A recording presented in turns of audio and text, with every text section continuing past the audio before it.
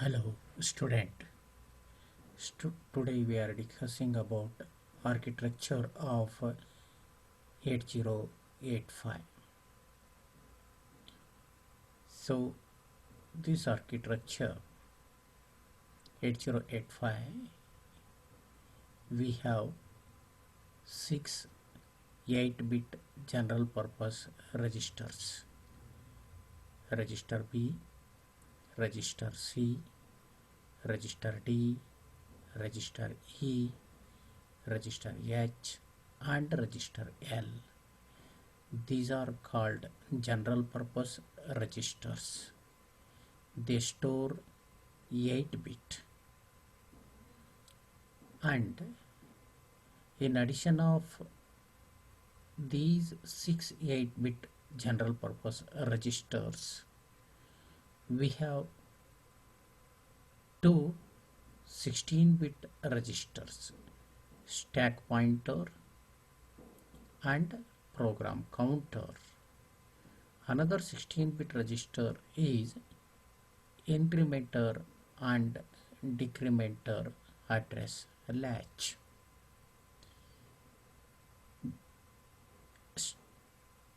The general purpose registers B, C, D, E, H, L are used to store 8-bit data, but we can also use these registers in pair to store a 16-bit data.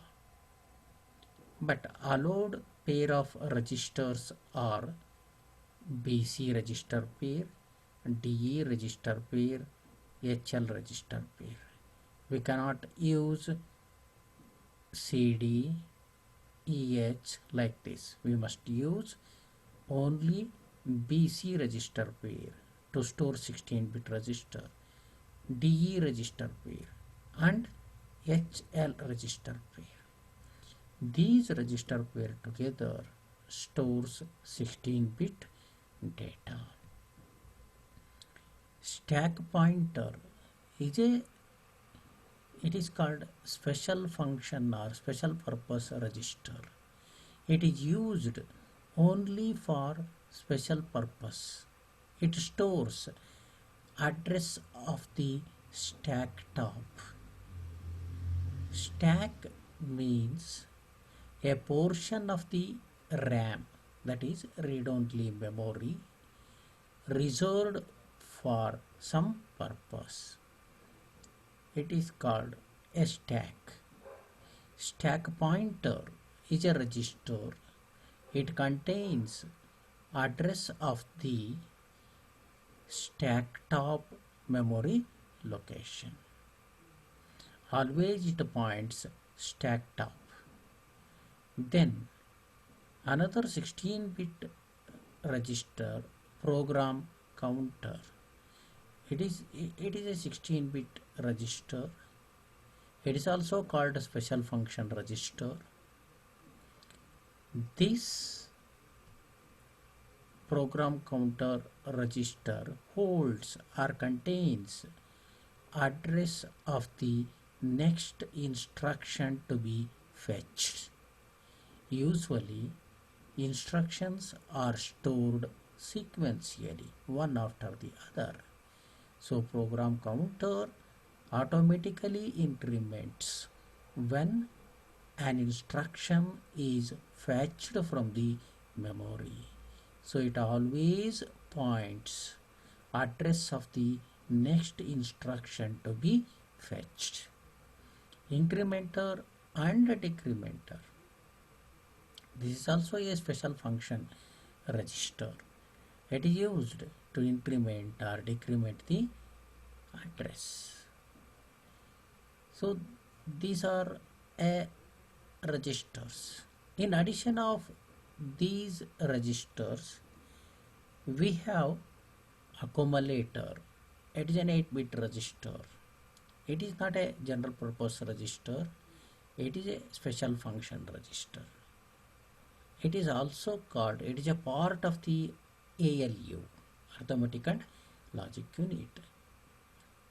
Why this accumulator is called special function register means it has a function, a special function.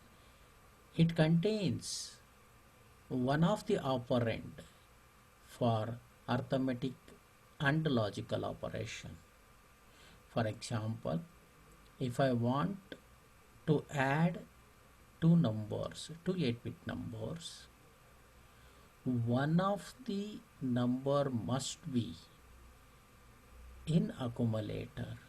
Other 8-bit number, it may be anywhere in the general purpose register or memory or in the instruction itself, but one of the operand must be in accumulator.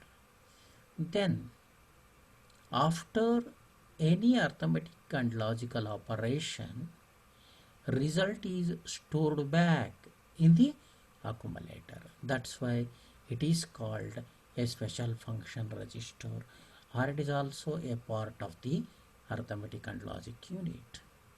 Another register, 8-bit register, is temporary register.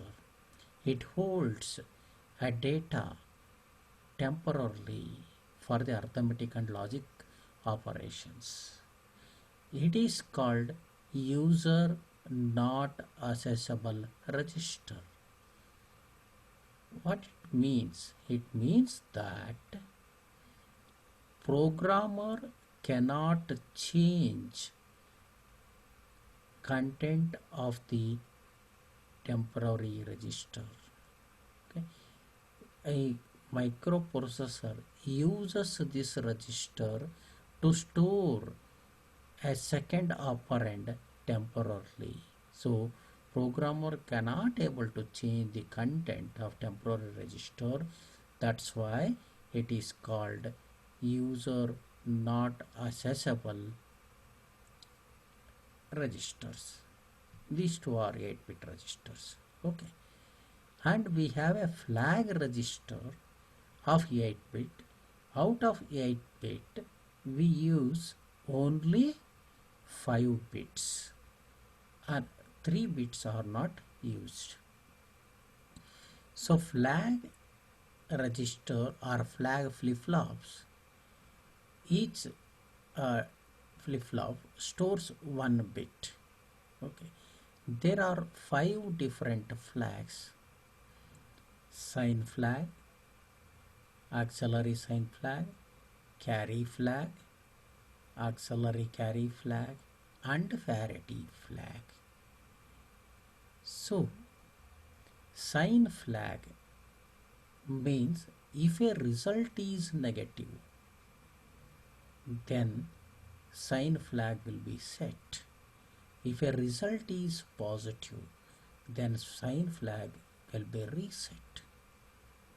Carry flag means if a result produces an carry, then carry flag will be set. If result does not produce a carry, then carry flag will not be set, or it is reset. Auxiliary carry.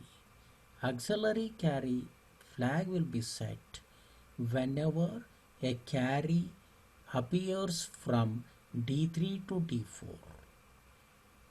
Then it is called auxiliary carry flag will be set.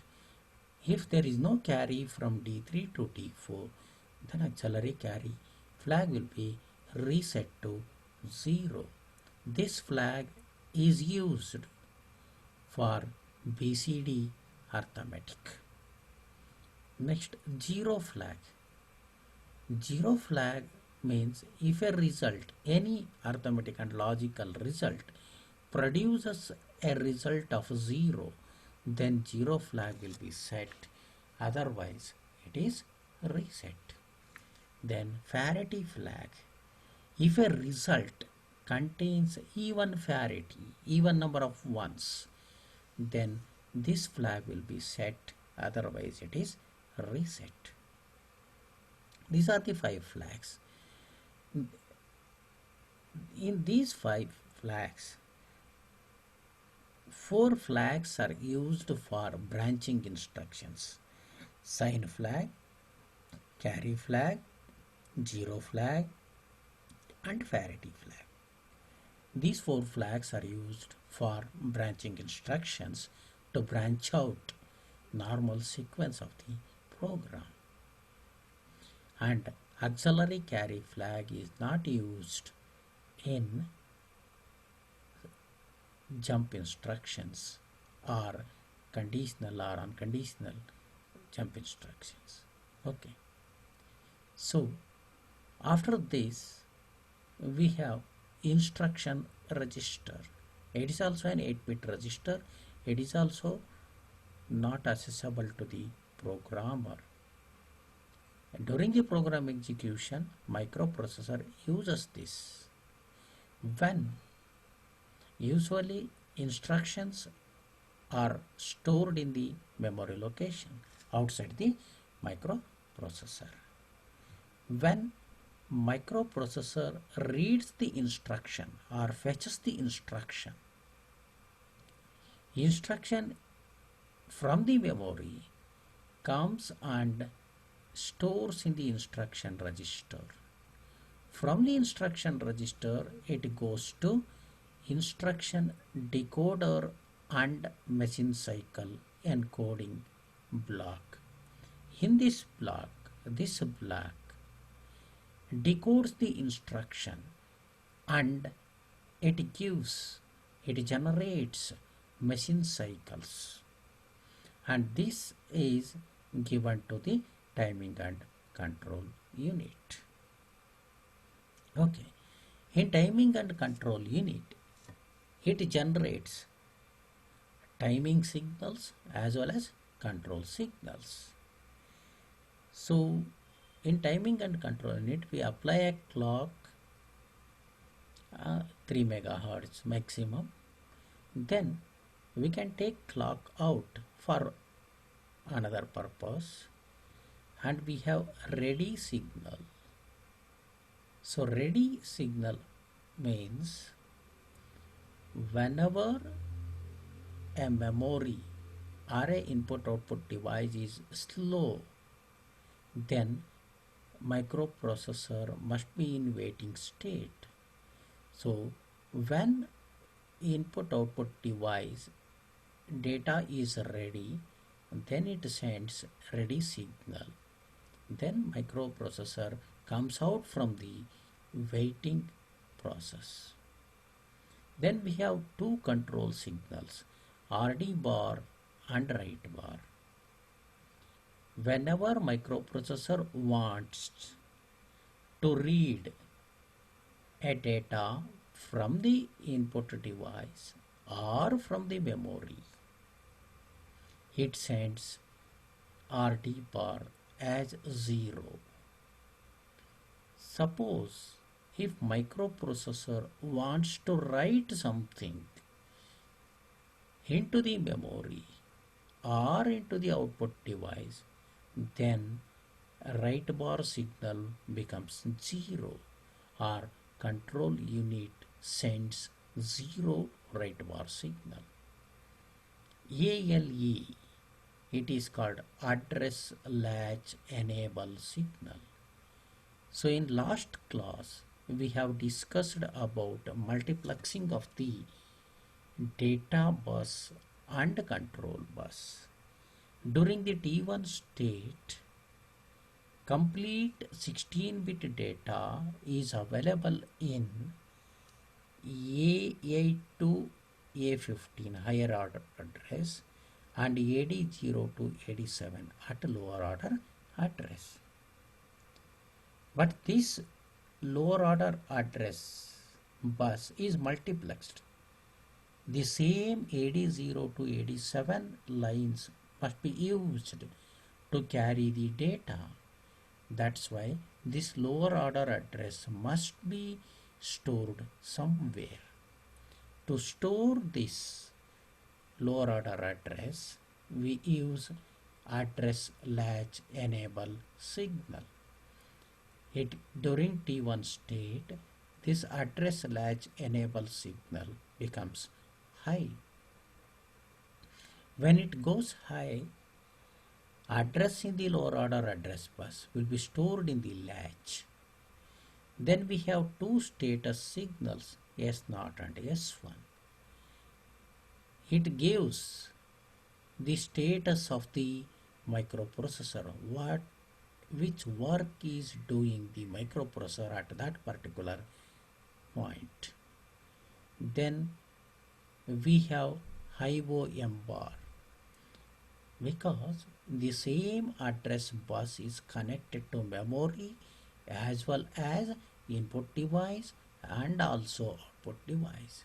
So microprocessor must tell that address in the address bus is for whether it is memory or whether it is for IO device. When microprocessor wants to write or read from the memory, it sends 0. When IOM bar becomes 0, it means that memory related operation is performing. Suppose microprocessor wants to read or write from the output and input signal, then this IOM bar becomes 1. When it is 1, it means input output operation is taking place. Now, direct memory access. Suppose a huge amount of data must be transferred from IO device to memory or from memory to output device. If microprocessor takes the data and it sends, it means it requires very large amount of time.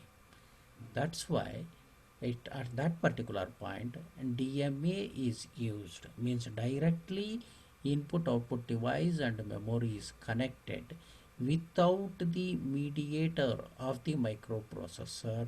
Data is transferred from input output device to memory or vice versa. We have two DMA signals, hold and hold acknowledge.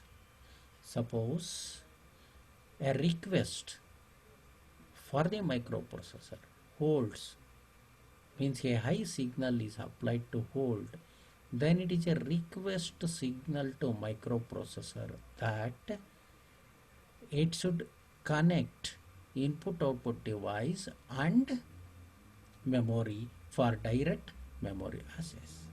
When hold signal is applied, microprocessor goes into the try state. It directly connect memory to IO device and it gives hold acknowledge signal, means your request is acknowledged. Then another one is reset in. It is a active low signal. When this pin goes to 0, microprocessor is reset, means it starts executing the program from memory location 0000. So means program counter content becomes 0000. Reset out.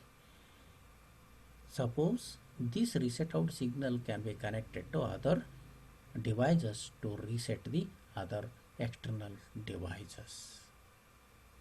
Next, address buffer. This address buffer is a 8-bit register. It contains address of the higher order address of the memory. Then data buffer, data and address buffer, it contains lower order address and data.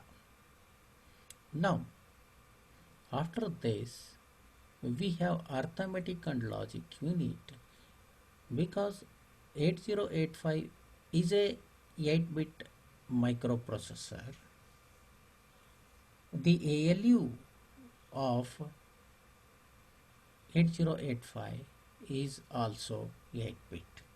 It means It can able to perform any arithmetic and logical operation 8 bit at a time, means it can able to add 8 bit at a time. It can able to subtract 8 bit at a time. It can have any logical operation, 8 bit logical operation at a time. So arithmetic and logic unit performs addition, subtraction and logical operations like complementing, ORing, ANDing and exclusive operations. Okay, in 8085 we don't have any multiplication operation, only addition and subtraction. Next, we have interrupts. In some situation, we require to interrupt operation of the microprocessor. At that particular point, we use an interrupt signal. We can apply 5 interrupt signal in INTR, RST 5.5, RST 6.5, RST 7.5 and trap. These are the 5 interrupts available in the Intel 8085. Whenever a high signal is applied to these particular interrupts, microprocessor execution will be interrupted and it jumps to the interrupt service subroutine execution. Whenever interrupt signal is applied, when microprocessor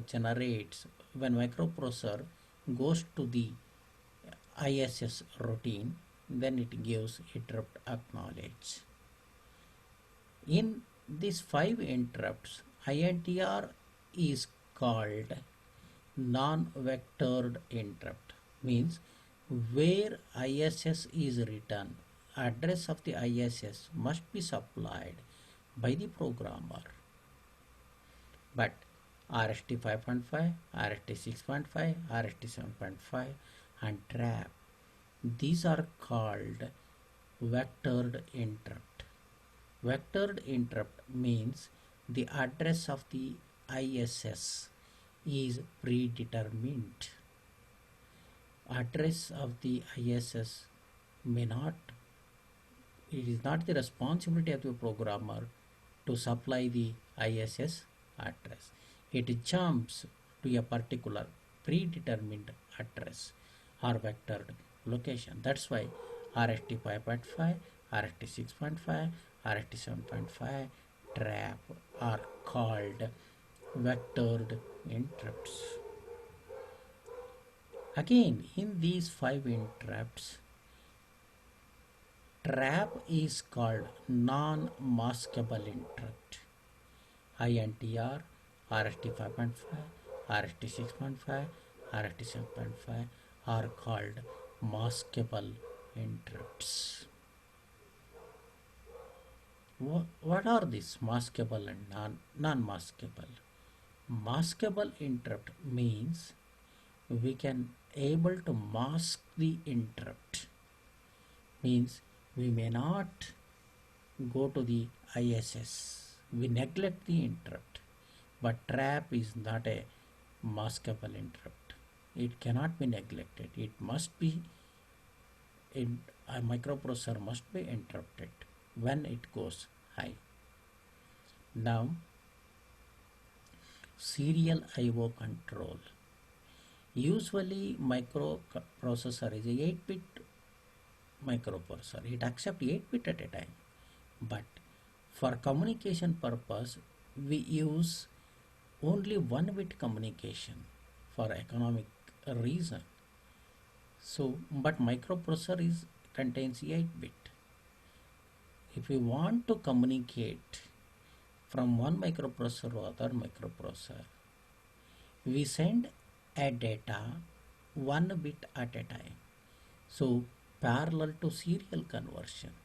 SOD, serial out data, converts a 8-bit data into a stream of single bit.